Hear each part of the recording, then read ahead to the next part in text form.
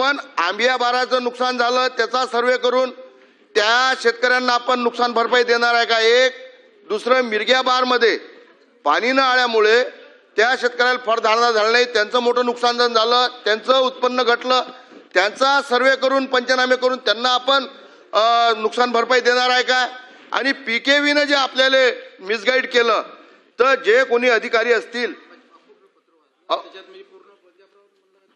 आणि साहेब आपण पत्र वाचत असताना या पीकेव्हीनं जे पत्र दिलं आहे यानुसार नोव्हेंबर 2023 व इतर 2024 मध्ये वरुड तालुक्यातील संत्रा व मोसंबी मी जे तुम्हाला सांगितलं साहेब तोच आहे. आंब्या आणि मिरग्या येत असल्यामुळे नुकसान अनुदेय आहे. अध्यक्ष महोदय प्रश्न घ्या. ते सांगतो ना अध्यक्ष महाराज, दोन वेगळ्या वेगळ्या मोसम मध्ये आंब्या आणि मिरग्यामध्ये नुकसान झालेलं आहे आणि त्यांना अनुदेय आहे असं सांगितलेलं आहे. देणं पंजाबराव कृषी विद्यापीठानं कृषी विभागानं म्हणून प्रमाणित करून दिलाय. म्हणून माझी विनंती आहे सरकारच्या आपल्या माध्यमातून मंत्री महोदयाला की आंबिया बारचं जे नुकसान झालं आहे त्या वरुड गारपीटना आंब्या बारचे पंचनामे करून त्यांना शेतकऱ्याला आपण मदत करणार आहे काय? आणि मिरग्या बारचंही जे नुकसान झालं आहे अशा शेतकऱ्यांचे पंचनामे करून त्यांना मदत करणार आहे काय? हे माझे दोन प्रश्न आहे. आणि जास्तीत जास्त भरीव मदत आपण करावी आणि ते आपण केव्हा करणार आहे माझा तिसरा प्रश्न आहे. मंत्री महोदय. अध्यक्ष महोदय, शासन निर्णयानुसार आपण खरीप आणि रब्बी अशा दोन हंगामामध्ये नुकसान झालं तर आपण शेतकऱ्यांना आजपर्यंत मदत करत आलेलो आहे. परंतु सन्मान्य सदस्यांना मी मगाशीच माझ्या उत्तरामध्ये सांगितलं की आंबिया बहार आणि मृग बहार हे दोन्ही बहार वेगवेगळ्या महिन्यामध्ये वेगवेगळ्या पद्धतीनं घेतले जातात. एक मिनिट उत्तर उद्या. हरीश भाऊ उत्तर उद्या.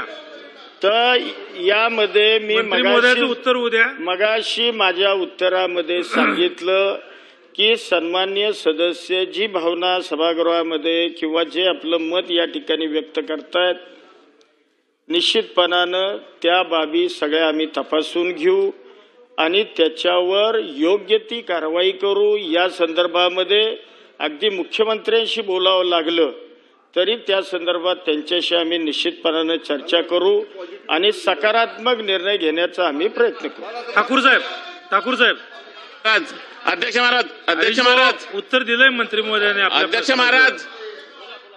महाराज हरीश भाऊ उत्तर दिलेलं आहे. पण हा विषय आहे 2023चा.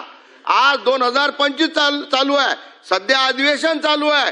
अधिवेशनाच्या इकडे शेतकऱ्यांचं लक्ष लागलेलं आहे.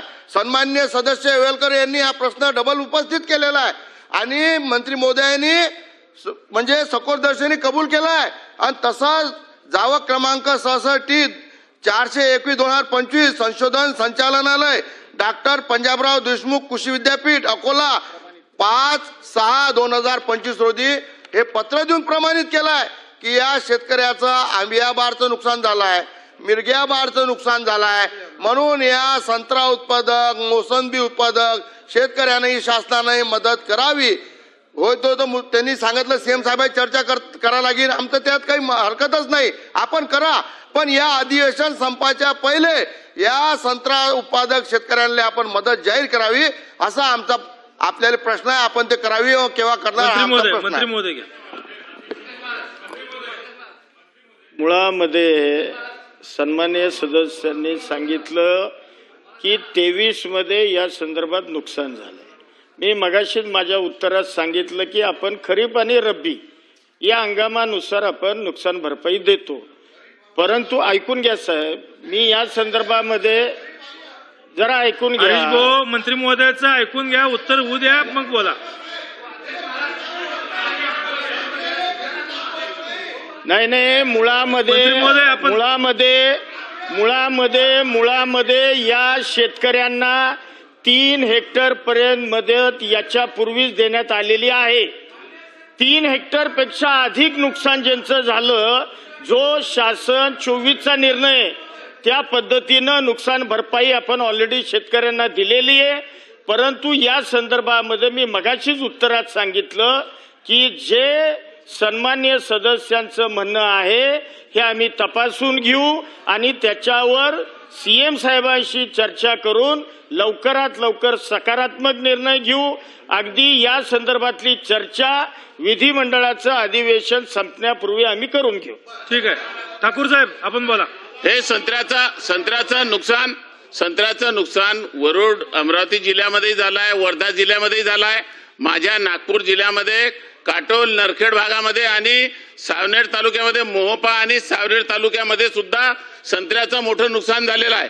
साहेब मंत्री महोदयांनी जो उत्तर दिलेलं आहे, माझी त्यांना विनंती आहे की सरकारची जरी त्या ठिकाणी निकष असले की रबी आणि खरीपच्या पिकामध्ये त्या ठिकाणी नुकसान भरपाई द्यावी, तर खरीपच्या पिकामध्ये जानेवारी फेब्रुवारीमध्ये जमिनीमध्ये पाणी ओलून संत्र्याचा पीक येते त्या ठिकाणी आंब्याचं, आणि निसर्गाचं जेव्हा पाणी येते जून महिन्यामध्ये तेव्हा ते पीक मृगबाराचं येते.